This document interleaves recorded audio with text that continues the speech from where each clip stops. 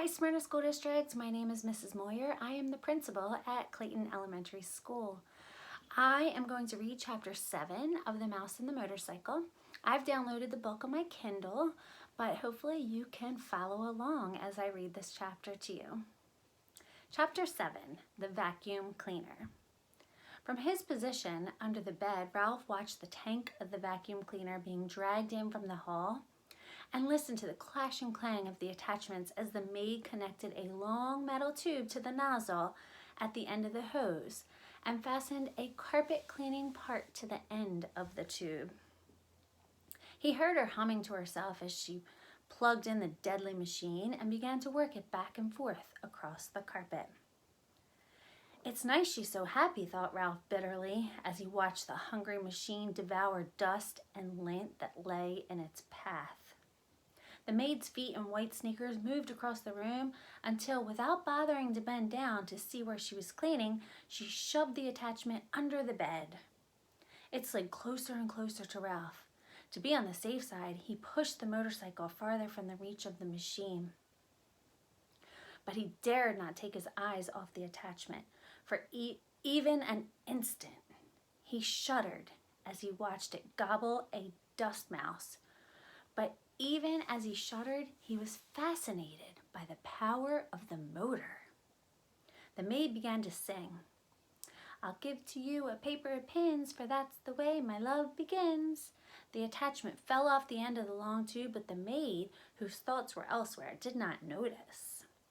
Now Ralph could feel the machine suck in its breath and knew he was in danger of being inhaled along with the dust mice. Recklessly, the maid pushed the open end of the tube back and forth any old way. There was no guessing which way it would go next. Ralph had to run with the motorcycle to avoid that terrifying hole at the end of the tube. He ran to the right, he ran to the left, and still the maid pushed the tube around, unaware that the attachment had fallen off.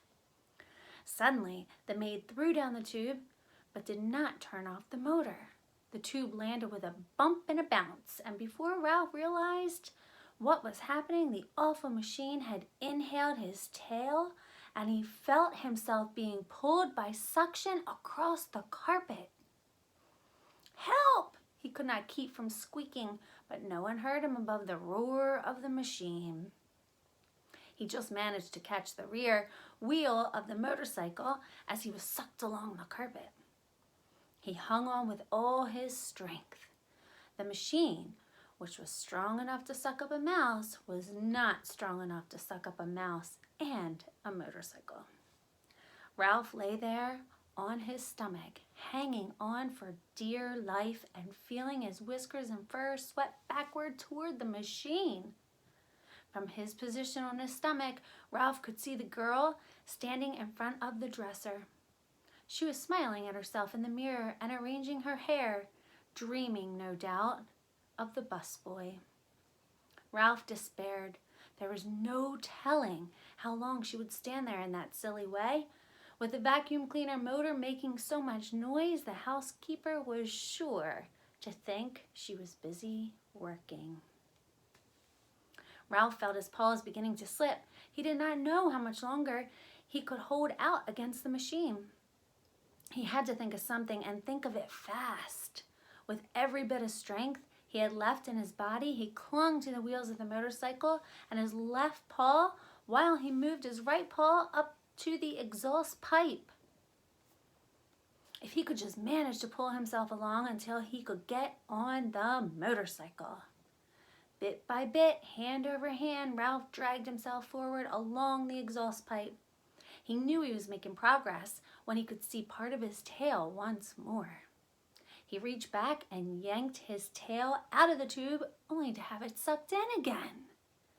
Ralph was far from being out of danger. I'll give to you the keys to my heart, the maid sang to herself before the mirror, now pulling her hair behind her ears, now piling it on top of her head, oblivious to the desperate struggle under the bed. Once Ralph's paw slipped from the exhaust pipe and he thought he was a goner until he caught the rear wheel in time to save himself. Slowly, he moved forward until his entire tail was free. Things were easier when he could brace his hind foot against the spokes of the rear wheel. Slowly, he rose, clinging to the machine until he was able to grasp the hand grips and throw his leg over the seat. Ralph felt considerably safer sitting on the motorcycle and very much pleased with himself for having outwitted the vacuum cleaner. He was quite sure by now that the maid would never bother to look under the bed. He tried to move forward, propelling the cycle with his feet, but he found the suction from the motor behind him was too strong. This made him wonder if the motor on Keith's cycle was stronger than the pull of the machine behind him. The more Ralph thought about it, the more important it seemed to him to find out. No, I won't. Yes, I will, Ralph argued with himself. He had promised not to ride in the daytime. Yes, but Keith did not know he would have a chance to see which was stronger, the motorcycle or the vacuum cleaner. Keith would be interested, wouldn't he? Wouldn't any boy? Riding the motorcycle would not be reckless. It would be an important experiment. Motorcycle versus vacuum cleaner. Which would be the winner? Ralph had to find out. The maid turned abruptly from the mirror. Her feet and sneakers moved across the floor toward the electric outlet. If she disconnected the vacuum cleaner, there would be no experiment. If Ralph was going to pit one motor against the other, he had to do it now. He would never have another chance. Ralph picked up his tail and started the motor. Without taking time to let it warm up, he gunned it with all the breath he could inhale. The motorcycle got off to a faster start than Ralph expected, so fast that Ralph had lost control. He shot out from under the bed just as the vacuum cleaner died with a long, drawn-out groan. Suddenly, everything went white, and Ralph found himself bumping along in a strange, ghostly place, all white and made of cloth that seemed to be closing in on him from every direction. Ralph had ridden straight into a pillowcase thrown on the heap of laundry. The maid had dropped on the floor, and the opening of the pillowcase had fallen shut behind him. Ralph had no idea which way was out. He dismounted from the motorcycle and beat at the cloth with his fists, but everywhere he struck it was soft and yielding. He stamped his feet only to have the cloth give softly and silently beneath him. He began to wade through the pillowcase, tugging the motorcycle along behind him, while he wondered why he had thought it so important to test the motorcycle against the vacuum cleaner. The light filtered through unknown layers of cloth, was dim, and he sank to his knees in bed linen with every step. When he came to a seam, he knew he had been wading in the wrong direction. "Drat," muttered Ralph. He turned still, dragging the motorcycle, and tried to retrace his footsteps, only to find he had no idea which way he had come. There were no landmarks. The clouds of cloth were white, billowy, and yielding in all directions. Double drat! He stamped his foot, only to find himself sinking deeper into the linen. From the swishing sounds he could hear outside, Ralph knew the maid must be unfolding clean sheets over the bed. He plodded on, dragging the motorcycle, without direction and with very little hope. "He promised to buy me a bunch of blue ribbons," sang the maid, "to tie up my bonny brown hair." Down the hall a door opened. Ralph heard a muffled woof, and in a moment the click of a small dog's toenails on the bare floor at the edge of the hall carpet, followed by sniffing that was dangerously close. The little terrier began to bark. "I know you're in there," he yipped. "Stick out your tongue and waggle your fingers at me, will ya? You just wait." Paws began to scrape at the sheets and pillowcases as if the dog were trying to dig a hole. Ralph decided it was wiser not to talk back to the dog. He huddled, scarcely breathing, against the motorcycle. "Well, hello, you cute little thing," said the maid, revealing to Ralph that she was even sillier than he had thought. As if there was anything cute about a terrier that could scarcely see through his own hair.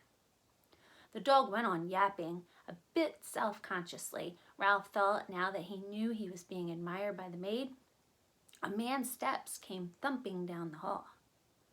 "Stop your racket, you pesky mutt," said the owner's voice. And Ralph knew, when the bark suddenly came from above him, that the dog had been snatched up. "Let me down and I'll dig him out," yapped the dog as he was carried away. "Just let me down for 1 minute and I'll show you." Suddenly, Ralph felt himself being tumbled about in the pillowcase. He did not even have to think what to do. He automatically grabbed for the motorcycle and held on with all his strength. Even though he had been tipped upside down with his feet in the air, Ralph knew he was being lifted up inside the bundle of bed linen and carried down the hall. He lay still, his front paws locked around the front wheel of the motorcycle, waiting to see what would happen next. The maid walked a short distance to what Ralph judged to be the linen room, and there she dumped her armload of bedding before she went off to clean another room. Ralph was deep in the hamper, where no light filtered through it all. These sheets and pillowcases were on their way to the laundry, and since he had no wish to be laundered, any more than he had wished to be thrown out with the trash, there was only one thing for him to do. "Start chewing." Ralph ripped into the pillowcase with his sharp teeth, and in no time he had made a ragged hole, which he crawled through. When he tried to pull the motorcycle after him, he discovered the hole was too small. He had to stop and chew it bigger before he could pull the machine along with him. Ralph chewed through another layer of cloth and then another as he worked his way upward, each time enlarging the hole for the motorcycle. His jaws began to ache, and still another layer of cloth lay ahead. This time, a damp bath towel, which would make slow chewing. Ralph was forced to make a decision.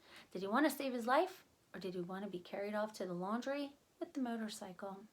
There was only one answer. He wanted to save his life. He must abandon the motorcycle.